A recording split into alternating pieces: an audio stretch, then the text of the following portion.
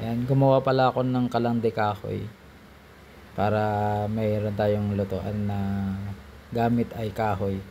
So ayan, gamit ko yung styron na pinaglagyan ng ice cream. Guguhitan ko para dyan ko ilalagay yung usukan, tapos yung daan na ng kahoy, tsaka yung patungan ng kaldero natin kung saan natin ipapato yung kaldero. So ito pala, yan, ginawitan ko ng lapis tsaka cutter ginamit ko dyan pambutas sa styro. Yan.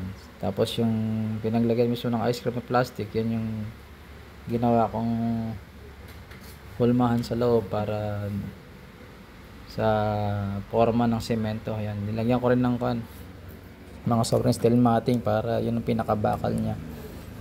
Tapos yan, titimpla na ako ng semento. Medyo tapangan pala natin yung semento para hindi magbitak-bitak yung ating kalan. Yan. So binistay ko yung semento para mawala yung bato-bato. Yan. Dito naman ay ihanda ko na para malagyan ng semento yung gagawin nating kalan. Yan. Gumawa muna ako ng base. Yan. Lagyan ko rin ng semento, ng bakal, tsaka alambre pampatibay. Yan. Para hindi maghiwa-hiwala yung semento. Sakali mang magbitak-bitak, may kapit pa rin siya. Yan, ito na.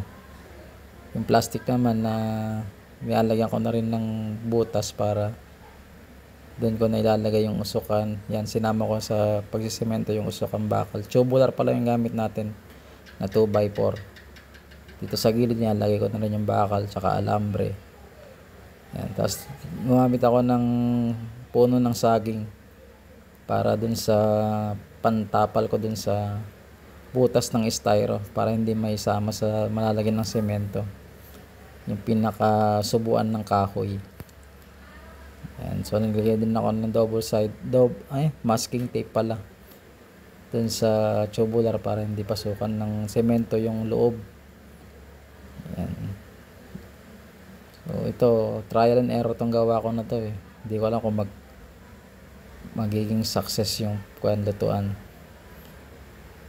Yan, first time kong gumawa ng kalan. Yan na, so kaya natapos natin lagyan ng semento. Yan, tinatanggal ko na yung forma nya.